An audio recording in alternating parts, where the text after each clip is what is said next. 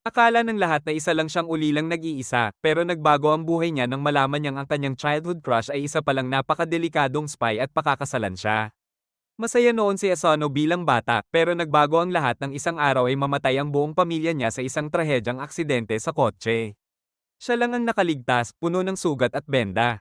Dahil sa takot at trauma, tumigil siyang makipagkaibigan dahil hindi niya kayang makita ang iba na masaktan.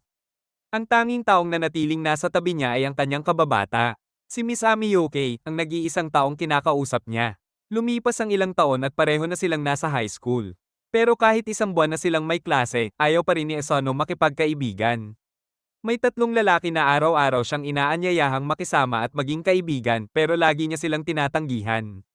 Samantala, naging pala kaibigan si Miss Ami sa lahat at naging parang idol sa school at crush ng maraming lalaki. Lumapit si Miss Ami kay Esono, umupo para sabay silang kumain. At sinabing subukan niya namang makipag-bonding sa tatlong lalaki dahil mukha naman silang mababait. Tumanggi si Esono at ibinaling ang usapan, tinatanong kung bakit hindi niya sinagot ang third-year student na nag-confess sa kanya. Sabi ni Miss Ami, hindi siya interesado. Kinuha niya ang kanyang lunchbox at handa na sanang subuan si Esono, pero bago maabot ang pagkain ang bibig niya, biglang lumitaw si Heya, ang vice principal ng school, at kinain ang kagat. Nagulat si Esono dahil hindi niya narinig ang paglapit nito. Habang sinabi ni Miss Ami na umalis na ito. Sinabi ni Heya na hindi niya mapigil ang kainin ng home-cooked food ni Miss Ami pero nagpa siya siyang umalis. Bago siya umalis, inutusan niya si Esono na puntahan siya sa kanyang opisina pagkatapos ng klase. Dumating ng hapon at nagtungo si Esono sa opisina, hindi sigurado kung bakit siya pinatawag. Pagpasok niya, sinalubong siya ni Heya na naghanda ng tsaa at pinaupo siya. Hindi komportable si Esono sa sobrang lapit ng upo ni Heya at mas nagulat siya nang magsimula itong magtanong tungkol kay Miss Ami at kung bakit daw napakalapit nila. Nang hindi pa man siya nakakariyak, ipinakita ni Heya ang mga litrato ni Miss Ami mula pa noong 3 taong gulang siya, kahit isang buwan pa lang nila kilala si Heya. Nagpatuloy pa ito sa pagkwento kung gaano kahirap pigilan ang mga lalaking lumalapit kay Miss Ami, kasama na ang pagkanta niya na binugbog niya ang third-year student bago ito nangakong hindi natitingin kay Miss Ami. Nagsimulang magduda si Esono. Biglang naglabas si Heya ng kutsilyo at mabilis na idinikit ito sa kanyang leeg. Sinasabing magdasal na siya. Sa sandaling akala niyang katapusan na, pumasok sa bintana ang isang white-haired girl.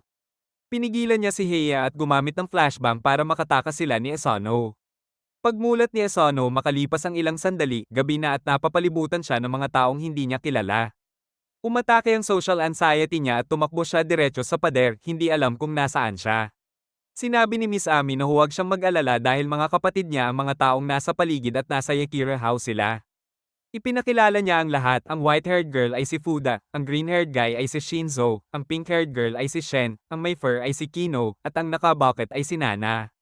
Nagpapanik si Esono, pero sinabi ni Miss Ami na walang dapat ipag-alala dahil karaniwan na raw ang mga spy ngayon at maaari pa silang eyebook online. Akala pa rin ni Esono na biro ito, kaya kinuha niya ang baril ni Shinzo, iniisip na laruan lang. Pero pumutok ito at lalo siyang natakot dahil pakiramdam niya ay bumaligtad ang buong buhay niya sa loob ng ilang minuto. Sinabi ni Fuda na freelance spies sila at may 4.8 gitling STAR rating sila sa Trustpilot para sa mga natatapos nilang mission. Idinagdag ni Kino na si Heya ang pinakamatanda nilang kapatid. Si Heya ang pinakamadalas lumabas sa mga spy magazine at siya rin ang responsable sa pag-angat ng imahe ng kanilang pamilya. Sinabi ni Fuda na si Heya ang pinakamagaling na spy sa buong pamilya at humingi siya ng paumanhin kay Esono dahil nalagay sa panganib ang buhay nito. Ipinaliwanag niya na noong bata pa si Miss Ami, nagkaroon ng malaking aksidente kung saan malubha itong nasugatan. Ano ako ni Heya ang lahat ng sisi.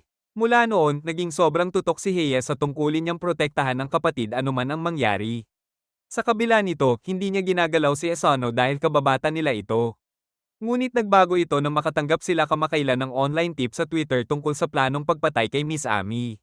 Dahil dito, nagkaroon si Heya ng dahilan para isama si Esono sa target. Biglang tumunog ang alarm sa bahay. Agad naghanda ang lahat at sinabi ni Fuda na malamang nakapasok na si Heya upang tapusin si Esono. Nagpanik si Esono, pero sinabi ni Fuda na huwag siyang mag-alala dahil sila ang pinakamaligtas niyang kasama. Gayunpaman, tapat niyang sinabi na kahit 5 silang lumaban kay Heya, 30% lamang ang average win rate nila. Humarap si Fuda kay Esono at sinabi na ang tanging paraan para tuluyang maging ligtas ang buhay niya ay kung pakakasal siya kay Miss Ami ngayon din. Ipinaliwanag niya na may hindi nababaling patakaran sa kanilang pamilya, hindi maaaring patayin ang sinumang miyembro ng pamilya. Kahit si Heya ay hindi lalabag dito. Kailangan lang nilang magpalitan ni Miss Ami ng singsing para maging formal ang kasal at mabibilang na silang isang pamilya. Pagkarinig ni Esono ng salitang pamilya, na-trigger ang kanyang trauma at nagsimula siyang mabigatang huminga. Sinabi ni Miss Ami kay Fuda na magiging masyadong malupit iyon para kay Esono, na takot makabuo ng koneksyon sa ibang tao. Humingi ng paumanhin si Fuda sa pagiging hindi maingat at nagsimulang maghanda ang lahat upang labanan si Heya. Bigla nilang napansin na nakapasok na pala si Heya sa silid at nakaupo sa gitna nila. Tumingin siya kay Shinzo at sinabi nitong nasira niya ang lahat ng bitag niya at inutusan silang ibigay si Esono. Ngunit humarap si Fuda, hinawakan ng kanyang necktie at iniikot siya sa ere bago ibinagsak ng malakas sa sahig. Ginamit naman ni Shinzo ang kanyang robot arms para idiin si Heya habang uminom si Nana ng steroids upang suntukin ang mukha nito. Samantala, dinala ni Nakino at Shen si Esono palayo. Sa kasamaang palad, hindi man lang nasaktan si Heya. Ginamit niya ang kanyang special move upang itapon silang dalawa palayo at tumayo ng walang kahirap-hirap. Sinabi niya na napakarami nilang butas sa kanilang mga atake. Nagulat si Esono sa lakas ng lahat ng taong naroon. Sinabi ni Fuda na bibigyan niya sila ng kaunting oras. Tumakbo siya papunta kay Heya, ngunit gumamit ito ng spider wire ability upang harangin ang lahat ng atake niya bago siya atali at isabit sa kisame. Sinabi ni Shen kay Kino na itago si Esono habang inilabas niya ang kanyang cellphone at inactivate ang ilang drones na bumaba mula sa kisame at nagsimulang paputukan si Heya. Habang tumatagal ang laban, dinala ni Kino sina Miss Ami at Esono sa ibang silid at itinago nila si Esono sa likod ng isang nakatagong picture frame. Makalipas ang kaunting sandali, pumasok si Heya sa silid matapos sirain ang lahat ng drones nang walang kahit isang gasgas sa mukha. Nakita niya sina Miss Ami at Asano roon. Inutusan niya si Miss Ami na ibigay ang lalaki, pero tumakbo ito palapit kay Heya na may hawak na baril kasama ang kanilang aso. Ngunit sobrang lakas ni Heya kumpara sa kanila. Ginamit niya ang kanyang mga wire upang atali si Miss Ami bago alisin ang maskara nito at mabunyag na si Kino pala ang nasa loob. Alam ni Miss Ami na wala nang saysay ang pagtatago, kaya nagpakita siya na suot ang disguise ni Esono. Sinabi niya kay Heya na hindi banta si Esono sa kanya. Ngunit sagot ni Heya, may tanging isang paraan lang para hindi niya saktan si Esono. Kailangan niya munang mangako na hindi siya aalis sa kanilang bahay kailanman. Nabigla si Miss Ami nang magsimulang maglakad si Heya papalapit sa kanya. Sinabi nito na hindi na siya magkakaroon ng kaibigan, wala ng romance, wala ng saya, at pati internet privileges ay mawawala, pero kapalit nito ay ang kasiguruhan na mananatili siyang ligtas habang buhay. Niyakap siya ni Heya habang nagsimula siyang umiyak, alam niyang tila wala na siyang ibang pagpipilian. Ngunit si Esono, na nanonood mula sa isang peephole, ay lumabas at sinabing hindi niya kailangang tanggapin ang kondisyon na iyon. Sinabihan siya ni Heya na lumayo dahil wala na siyang silbi, pero sumigaw si Esono kay Miss Ami at inutusan siyang ibigay ang singsing dahil handa siyang maging pamilya nito. Napaiyak si Miss Ami sa tuwa. Kinuha niya ang isa sa mga singsing at inihagis kay Esono. Tumalon si Esono para abutin ito, ngunit mas mabilis si Heya. Ginamit niya ang spider wires para atali si Esono pati na ang singsing. Akala ni Heya tapos na ang lahat. Ngunit ipinakita ni Esono ang tibay at determinasyon niya, pinwersa niyang kumala sa mga wire na halos punitin ang kanyang mga kamay. Kahit duguan, inabot niya ang singsing at sinuot ito sa kanyang daliri na nagpormal sa kasal at tuluyang nagpatibay sa pagiging bahagi niya ng pamilya. Habang pinapanood ng iba, niyakap siya ni Miss Ami ng mahigpit. Sinabi ni Fuda sa tulirong si Heya na wala na itong magagawa, hindi niya maaaring saktan si Esono at kailangan pa niyang sanayin ito upang maprotektahan si Miss Ami sa lahat ng oras. Kinagabihan, tumayo si Esono para umuwi. Kahit inalok ni Fuda na ihatid siya, tumanggi siya at nagpa siya na umuwi silang magkasama dahil kailangan niya ng higit na mental na suporta sa mga nangyari. Pagdating sa bahay, humiga siya sa kama, tinititigan ng singsing. Iniisip ang lahat ng kabaliwan sa araw na iyon bago siya tuluyang nakatulog ng malalim. Kinabukasan, nagising si Esono sa tunog ng alarm. Pag-angat ng tingin niya, agad niyang nakita si Heya na nakatayo sa ibabaw niya, may hawak na kutsilyo. Tinangka ni Heya na saksakin siya, pero mabilis na gumulong si Esono palayo at nailigtas ang sarili. Sa halip na mainis, natuwa pa si Heya, sinabing isa lang daw yon sa mga friendly test niya. Galit na tinanong ni Esono kung ano ang ginagawa ni Heya sa loob ng bahay niya. Sagot ni Heya, tradisyonal na wake-up call daw yon ng pamilyang Yakira. At kahit halatang tinangkang patayin siya, iginiit ni Heya na bahagi lang iyon ng training. Para raw maging isang spy, kailangan niyang matutong matulog na halos bukas ang mga mata. Pagkatapos, inutusan niya si Asano na maghanda para sa tradisyonal na Yakira morning exercise. Ginamit niya ang mga wire niya para atali si Asano ng bumbuo at isabit ito sa ere. Samantala, naghahanda si Mitsumi ng baon para sa araw na iyon nang marinig niya ang malakas na sigaw ni Asano. Mabilis siyang umakyat at nadatnan niyang nakabitin ang lalaki sa gitna ng kwarto habang sapilitang iniinat ni Heya ang mga braso at binti nito. Napasigaw siya sa kapatid na ibaba si Asano pero tumingin lang si Heya sa relo at malamig na sinabi na oras na para umalis. Agad niyang hinawakan si Mitsumi at ang kanilang mga bag saka lumundag palabas ng bintana. Ilang segundo lang ang lumipas, sumabog ang bahay ni Asano, nagkaluray-luray ang buong loob. Pagkababa nila, ipinaliwanag ni Heya na may naglagay ng bomba sa bahay ni Asano kagabi pa. Nangakong sasabihin niya ang buong detalye, pero may isang bagay na dapat niyang tandaan ng mabuti, ang pinakamahalagang misyon ng pamilya ay protektahan si Mitsumi sa lahat ng oras, anuman ang mangyari. Pagkatapos noon, inutusan sila ni Heya na sumakay agad sa kotse. Tinulungan ni Mitsumi si Asano na makapasok. At habang nasa loob sila, kinausap niya si Shinzo. Natuklasan daw ni Shinzo na ang bomba ay nakalagay sa kusina, ibig sabihin, ang totoong target ng pagpatay ay si Mitsumi. Nalilito pa rin si Asano, pero paliwanag ni Shinzo, mabilis kumalat ang impormasyon sa mundo nila. Ang balita tungkol sa pagpapakasal ni Mitsumi ay parang wildfire, halos lahat ay nakaalam na. Lalo pang naguguluhan si Asano at tinanong kung bakit si Mitsumi ang gustong patayin. Sagot ni Shinzo, napakasimple ng dahilan. Si Mitsumi ang ikasampung pinuno ng pamilyang Yakira. Ipinaliwanag niya ang kasaysayan ng kanilang angkan. Sa loob ng maraming henerasyon, sangkot ang pamilya Yakira sa espionage dahil sa espesyal na kapangyarihang dumadaloy sa dugo nila. Ang mga anak ng Yakira ay ipinapanganak na may kakayahang lampas tao. Ngunit sa bawat henerasyon, laging may isang anak na ipinapanganak na walang superhuman abilities at sila ang nagiging pinuno ng pamilya.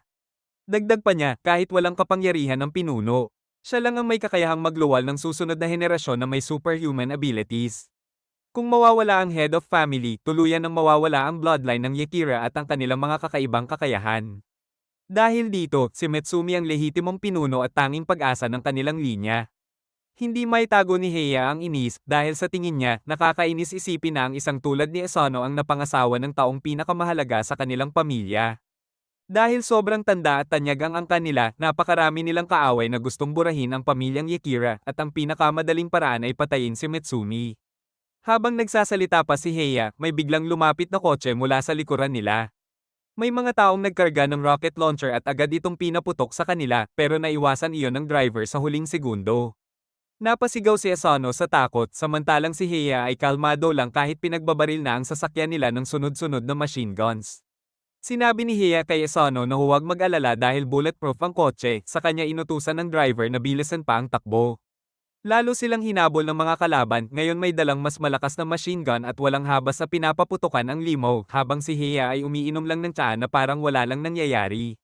Sinubukan naman ni Mitsumi na pakalmayan si Asano at sinabi na huwag mag-worry dahil ang aso nilang si Goliath ang pinakamagaling na driver nila. Mas lalo lang itong ikinataranta ni Asano. Lalo na nang magsimula ng magpaputok ng mas maraming rocket ang mga humahabol. Dahil sa biglaang matatalim na liko ng sasakyan, natapon ang tiyan ni Heya at doon siya naiinis ng tuluyan. Lumabas siya sa bubong ng limo at ginamit ang kanyang spider wires para harangin ang lahat ng mga bala. Isa pang RPG ang pinaputok sa kanya, pero nadodge iyon kaagad ng tamaan ng mga wire niya. Matapos paglaruan ng mga kalaban, inihagis niya ang kanyang mga wire at pinaira-piraso ang mga sasakyang humahabol hanggang sumabog ang mga ito. Pagbalik niya sa loob, kumilos siya na para bang walang nangyari. Tumingin siya kay Asano at sinabi na dahil kasal na siya kay Mitsumi, responsibilidad na rin niyang protektahan ito anuman ang mangyari. Inabot niya si Asano ng baril at sinabing patayin ang sinumang kainahinala. Ipinakita rin niya ang Twitter account ng taong naglagay ng bomba sa bahay ni Asano. Ayon kay Heya, isa ito sa pinakamagaling at pinakamapanganib na bomber na nabubuhay ngayon pero may malaking kahinaan, adik ito sa social media at siya mismo ang naglalabas ng mga plano niya online. Pagkatapos, sinabi ni Heya na si Asano ang baalang magbantay kay Mitsumi buong araw dahil kailangan niyang umalis para sa isa pang trabaho. Pero bago siya tuluyang maglakad palayo, tinakot pa niya si Asano na kung pumalpak ito, alam niya na kung ano ang mangyayari. Sinabi pa ni Heya na papatayin niya si Asano kung kahit gasgas lang ang makuha ni Mitsumi sa pay period. Ilang sandali pa, nakatanggap si Asano ng notification sa phone, nag-tweet ang bomber na nailagay na ang ikalawang bomba.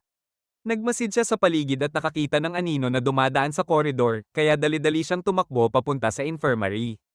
Tinawag siya ng nurse at tinanong kung may kailangan siya, pero umiwas lang siya at agad na bumalik sa classroom. Pagdating ng lunch break, tahimik niyang pinanunood si Mitsumi habang nakikipagkwentuhan sa mga kaibigan nito. Bigla siyang nakatanggap ng panibagong notification. Nailagay na rin ang ikatlong bomba.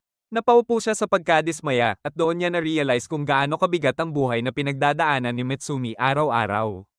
Habang malalim ang isip niya, lumapit sa kanya ang tatlong lalaki sa klase, ang mga binabati siya araw-araw dati, at inalok siya ng tsokolate. Sa ikinagulat nila, tinanggap iyon ni Esono at agad kinain. Nagulat ang tatlo at tinanong kung anong nangyari sa kanya dahil dati hindi man lang siya nakikipag-usap sa kanila. Noon niya lang naalala ang social anxiety niya. At unti-unti itong bumalik hanggang sa mag-blackout siya. Nagising siya sa infirmary at nakita niyang binabantayan siya ni Mitsumi. Tinanong siya nito kung ayos lang ba siya. Habang tinitingnan niya ang kabaitan nito, natanong niya kung sigurado ba itong siya talaga ang tamang tao para sa kanya. Nang marinig yon, binigyan siya ni Mitsumi ng isang mabilis na karate chop sa ulo. Sinabi nitong mali ang iniisip niya, si Esono ang pumasok sa isang siraulong pamilya tulad ng kanila, at sa totoo lang, matagal na talaga niya itong gustong pakasalan. Medyo gaman ang loob ni Esono. Pero biglang napatingala siya at nakita ang isang bomba na nakakabit sa kisame. Ilang segundo na lang bago sumabog. At doon na pumutok ang bomba. Sumabog ang bomba nang may napakalakas na putok, winasak ang buong silid. Pero nagawa ni Esono na iligtas si Mitsumi sa pamamagitan ng pagtagilid sa ilalim ng sofa. Doon niya napagtanto na mas matalino ang bomber kaysa sa inaakala nila ginagamit nito ang mga Twitter update para iligas siya at para mapokas lamang siya kay Mitsumi. Hinubad ni Esono ang kanyang coat at tama ang hinala niya, may nakakabit na maliit na bomba sa suot niyang damit. Ilang segundo na lang at sisabog na. Doon niya nalaman ang totoong plano ng kalaban, alam ng bomber na mananatili siya palagi sa tabi ni Mitsumi, kaya ginamit siya bilang human bomb, siguradong tatamaan pati si Mitsumi kapag sumabog. Alam niyang wala ng oras, kaya nagpasya siyang isakripisyo ang sarili para mailigtas si Mitsumi. Tumalon siya palabas ng bintana, tinatanggap ang posibilidad na mamamatay siya. Pero sa huling sandali, sinalo siya ni Hiya gamit ang kanyang spider wires. Nakabitin si Esono sa ere habang hawak siya ng mga wire. Kinabukasan, nagising si Esono mula sa isang bangungot kung saan wala siyang nagawa habang dinudukot si Mitsumi. Pagbangon niya, medyo hilo pa siya at aksidenteng natapakan ang buntot ng aso, kaya kinagat nito ang braso niya bilang reaksyon. Pagbaba niya, agad siyang ginamo ni Mitsumi, na humingi ng paumanhin sa ginawa ng mga aso at sinimulang alagaan ang mga ito sa nakakaaliw na paraan. Naalala ni Esono ang lungkot ng kanyang panaginip, kaya para hindi na ito mangyari sa totoong buhay, lumapit siya kay Futa at nakiusap na sanayin siya upang maging mas malakas. Sinabi niyang gusto niyang maprotektahan si Mitsumi mula sa anumang panganib. Kahit noong nakaraan, halos hindi niya ito nailigtas at malamang ay namatay na siya kung hindi siya sinuportahan. Sagot ni Futa, napaka-inosente niya kung iniisip niyang magiging malakas siya agad-agad. Ipinakita niya ang sarili niyang lakas at ipinaliwanag na nagsimula siyang mag-aral ng iba't ibang martial arts noong 3 taong gulang pa lang siya at sumabak na sa unang tunay na misyon noong siya ay 6. Ibig sabihin, kahit may Yakura genes siya, tumagal ng 3 taon bago niya na-master ang martial arts. Mas matagal pa ang kinakailangan para sa isang normal na tao. Sinabi niyang inosente si Esono kung iniisip niyang tatatag siya dahil lang sa kanyang emosyon, ngunit handa pa rin siyang bigyan ito ng pagkakataon. Tinanong niya si Esono kung handa ba siyang pumasok sa tinawag ni Fuda na Yakuza All-Out Training Program na sa kanyang paliwanag ay siguro ang pinakamabilis na paraan para tumibay ang isang tao. Na-excite si Esono, ngunit sinabi niyang maghintay muna dahil may kondisyon siya. Kailangan muna niyang manatili sa loob ng Yakira household ng isang buong buwan at pagkatapos lamang magsisimula ang totoong training. Inakala ni Esono na magiging madali lang ito dahil manatili lang naman siya sa bahay. Ngunit pagbangon niya, agad na nag-activate ang isang trap. Halos mahulog siya, pero nagawa niyang makahawak sa gilid ng sahig. Nang sumilip siya pababa, puro matutulis na spike ang nasa ilalim. Lumapit si Fuda at sinabing nakalimutan niyang banggitin na ang buong Yakira household ay puno ng mga nakamamatay na traps para sa spy training. Kaya hindi ito magiging madali. Kapag nakaligtas siya, saka lamang siya tuturuan sa mas mataas na level. Kinabukasan, nagising siya sa alarma ng isang pangit na ibon. Dahil hindi siya nagising sa oras, sumabog ang isang maliit na bomba sa loob ng kwarto. Nakalabas siya mula sa mausok na silid, ngunit na-activate niya ang isa pang trap, lumabas ang isang flamethrower at sinunog ang lahat sa dinadaanan nito. Habang tumatakbo siya sa pasilyo, nakarating siya sa hapagkainan kung saan inaasikaso ni Mitsumi ang mga sugat niya. Nagtanong siya kung paano naiwasan ni Mitsumi ang mga traps. Sagot niya, hindi nag-a-activate ang traps kapag siya ang dumadaan. Nagulat si Asano at ipinaliwanag ni Shin na kontrolado ng computer ang lahat ng traps. Kapag kaya nang iwasan at i-disable ng isang tao ang lahat ng ito, itinuturing sila ng computer bilang opisyal na miyembro ng bahay at nagkakaroon sila ng pribilehiyong i-activate o i-deactivate ang mga traps. Dagdag pa niya, karaniwang inaabot ng 2 taon bago malagpasan ng isang tao ang lahat ng traps na napakahabang panahon. Bago pa makapagtanong si Asano, bigla siyang nakaramdam ng matinding sakit sa tiyan. Sinabi ni Fuda na lahat ng pagkain sa bahay ay may halong maliit na dosis ng lason upang makabuo ng tolerance. Hindi nito papatayin ang sinuman, ngunit siguradong magdudulot ito ng matinding pagdudumi. Agad siyang tumayo at tumakbo papunta sa banyo, ngunit pagdating niya roon ay kumpletong nakalak ang pinto at hindi ito mabubuksan hanggat hindi niya nabubuksan ang lahat ng lock at nalulutas ang bawat code. Mula noon, nagsimula ang impyernong daily routine ni Asano. Habang ang iba sa pamilya ay kayang patigilin ang ibon bago pa ito sumabog, si Asano naman ang palaging nagiging biktima nito.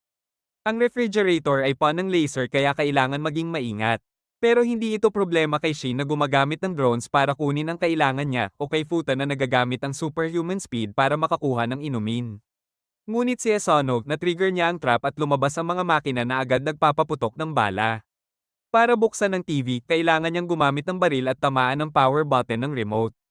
Pero sobrang lakas ng recoil at lagi siyang natutamba. Sa hapagkainan, hindi pa rin siya nasasanay sa lason o malutas ang mga code papunta sa banyo. Kahit may moral support siya mula kay MSOM. Kapag naliligo naman siya, ang shower ay ginawa para sanayin siya sa paraan ng Russian interrogation na labis niyang kinaiinisan. Kinabukasan sa school, mukha siyang bangkay at halos hindi makasagot sa mga tanong. Malalaman natin na pinapasuot siya ng 30 kilo na shirt para mapanatili ang basic strength niya kahit nagpapahinga. Pagkatapos ng isa pang nakakapagod na araw, pauwi na sana siya sa kwarto pero nakita niya si Misami na nakatulog habang nagtatrabaho sa desk. Tinaakpan niya ito ng kumot at dahil sa inspirasyon mula sa pagsusumikap nito, lumabas siya para mag-ensayo ng shooting skills. Nagising si Mumo at dinala siya pabalik sa loob, inabutan siya ng tsaa at sinabihang maghinay-hinay dahil nailigtas niya na raw ito. Bago niya paalalaan si Asano, ikinwento niya na noong pumasok siya sa high school, may grupo ng bullies na naiinggit sa kasikatan niya. Tinangkang hilahin siya ng mga ito papunta sa storage shed para putulin ang buhok niya. Pero dumating si Asano sa huling sandali, inagaw ang gunting mula sa kamay ng mga bully at nagsimulang putulin ang sarili niyang buhok. Dahil dito, inakala ng mga bully na isa siyang delusional at delikadong psychopath, kaya nagsitakbuhan sila palayo. Dahil doon, nailigtas si Misami at hindi natuloy ang paggupit sa buhok niya. Nang gabing iyon, nangako si Asano na lalo pa siyang lalakas at palagi siyang mananatili sa tabi niya. Pagkatapos, bumalik siya sa pagtulog. Lumipas ang ilang linggo at unti-unti na niyang natutunan kung paano harapin ang mga ibon, madali na niya itong napapatigil. Bumaba siya sa living room at maingat na umiwas sa mga laser trap. Pagkatapos, kinuha niya ang pistol at tinamaan ang power button ng TV para buksan ito. Pinuri siya ni Shinzo sa pag-improve ng kanyang kakayahan. Pero sagot ni Asano, hindi pa rin daw niya kayang magpalit ng channel.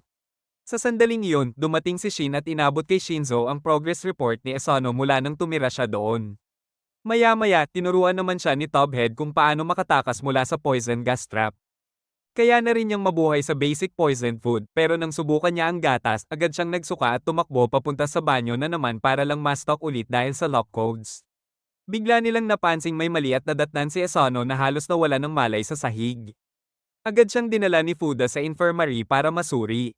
Doon nalaman nilang may lagnat siya dahil sa sobrang pagod.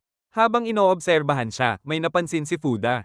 Hinailan niya ang tila balat sa braso ni Asano at doon lumitaw na suot pala niya ang isang peking bodysuit habang siya mismo ay lubos na duguan at bogbog ang totoong katawan ni Asano dahil sa matinding training.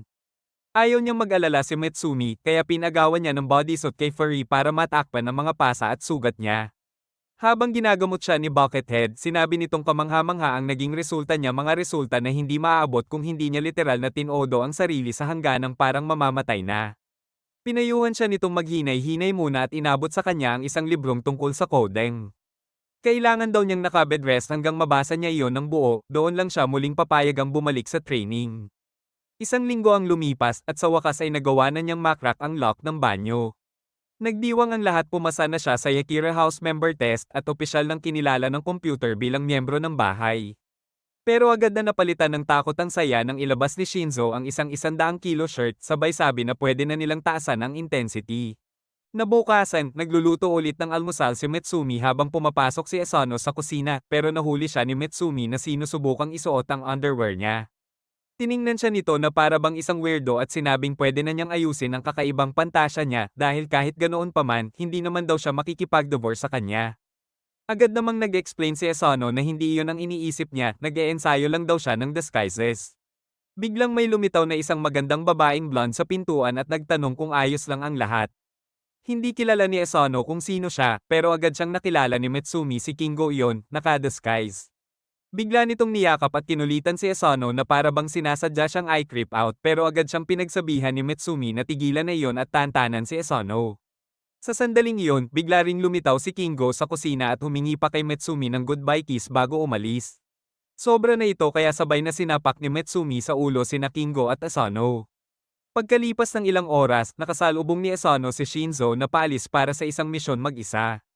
Nagtanong si Asano kung delikado ba yon, pero sinabi ni Shinzo na low difficulty lang dahil kailangan lang niyang kumuha ng impormasyon tungkol sa isang operasyon ng paggawa ng pekeng pera. Hindi raw yun tatagal. Binati siya ni Asano ng good luck at sabay silang naghiwalay para pumasok sa school kasama si Mitsumi.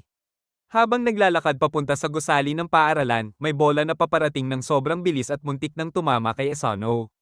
Pero nang hindi man lang tumitingin, nasalo niya ito at ibinalik ng isang malakas na tira. Pagsapit ng hapon, umakyat sila ni Mitsumi sa rooftop para mag-lunch.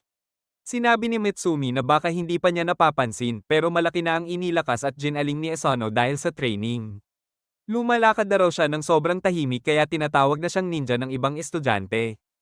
Pagkatapos nito, tinanong siya ni Mitsumi kung libre ba siya pagkatapos ng klase dahil kailangan niya ng tulong. Siyempre, pumayag si Asano at umuwi sila. Pagdating nila sa bahay, naupo si Mitsumi sa desk at nagsimulang mag-stamp ng napakaraming papeles habang inuutusan si Asano kung ano ang kailangang ayusin. Sunod-sunod ang dokumentong dinadala niya at sinusuri naman niya ang mga iyon sa sobrang bilis, pati ang paghahanap ng mali at problema sa mga report. Ginawa niyang assistant si Asano at pinapadalhan ng emails ang ilang investors para itaas ang kanilang stocks. Habang sinasabihan siyang huwag pansinin ang mga forced divorce papers na ginawa nito para subukang sirain ang kasal nila. Habang iniisa-isa ang mga file, napansin niyang kulang ang isa sa mga report ni Kingo. At dahil ilang beses na itong nangyari noon, nainis siya at dinala si Asano papunta sa opisina ni Kingo. Pagpasok nila sa silid ni Kingo, paano yun hanggang kisame ng mga damit halos hindi na sila makakita ng kahit ano. Tinawag siya ni Mitsumi na lumabas at bigla naman siyang lumitaw sa ibabaw ng bundok ng mga damit. Sinabihan siya ni Mitsumi na tapusin agad ang report niya at i-submit kaagad, pero hindi ito sineryoso ni Kingo at nagsimulang kumain ng sushi habang sinasabihan siyang huwag umasta na parang lola. Nainis si Mitsumi at agad kinuha ang kanyang posas para bigyan siya ng Yakira-style na parusa. Naramdaman ni Kingo ang panganib kaya tumalon siya palabas ng bante ng damit para tumakas. Pero dahil sa training ni Asano, mas mabilis na siya ngayon at agad hinaranggan ng daraanan ni Kingo. Mas tuso nga lang si Kingo nag-disguise siya bilang si Mitsumi kaya napatigil si Asano at ibinaba ang bantay niya. Dahil dito, mabilis itong nakalabas ng kwarto. Galit na galit si Mitsumi kaya inactivate niya ang hibernation mode ng bahay na nagbabara sa buong Yakira estate mula sa labas habang nagsusulputan ang malalaking pader sa paligid. Sinabi niya kay Asano na walang paraan para makatakas kapag naka-activate ang mode na ito. Samantala, gumagapang si Shinzo sa loob ng air vents at nasilip ang isang malakihang operasyon na pinapatakbo ng isang milyonaryong kriminal. Lumalabas na naikalat na nito ang 60% ng pekeng pera sa sirkulasyon. Habang sumusulong sa mga docks, napansin niyang may isang napakatalinong tao na nagdisenyo ng lahat ng security measures na iyon. Isinuot niya ang kanyang Apple Vision Pro at sa pagkakataong ito, kapaki-pakinabang talaga ito nakikita niya ang laman ng mga container, puno ng pekeng pera. Bumaba siya sa isang hatch at nadiskubre ang isang sekretong case. Nahack niya ito at nakuha ang naka-frame na larawan ng isang perang note na maaaring bago pa man siya makakilos, biglang tumunog ang alarma kaya mabilis siyang tumakas.